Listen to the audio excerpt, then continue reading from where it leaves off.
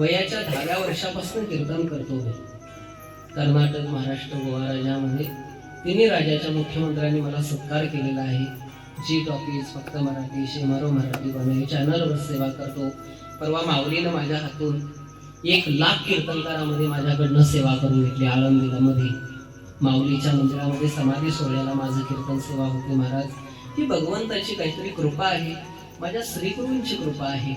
म्हणून मी एक सेवा नात्यानं करतो. कधीही मी कीर्तन करत असताना लोक मला विचारतात, विठ्ठल महाराज तुम्ही फार मोठ्या मोठ्या ठिकाणी कीर्तन सेवा करता, कर्नाटक, महाराष्ट्र, गोवा, तुमचे टीव्ही लावले कार्यक्रम पाहतो, युट्यूबला पाहतो, महाराज तुमचं मानधन किती आहे हो?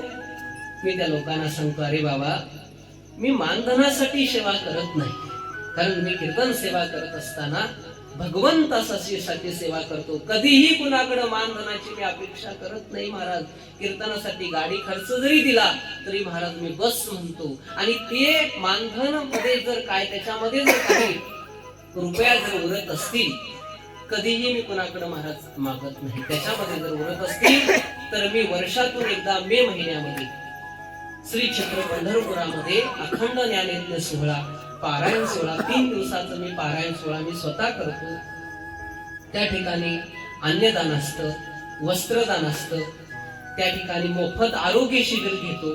जेवढे वारकरी मंडळी, हजारो वारकरी मंडळी येतात, राहण्याची व्यवस्था यांची मोफत करतो. आणि असं त्या ठिकाणी जे काय रुपया कीर्तनातून जे मला जे काय भेटेल त्याच्यातून गाडी खर्च करून महाराज त्या ठिकाणी मी सेवेला लावतो. हे माझं हे ध्येय आहे. आणि हे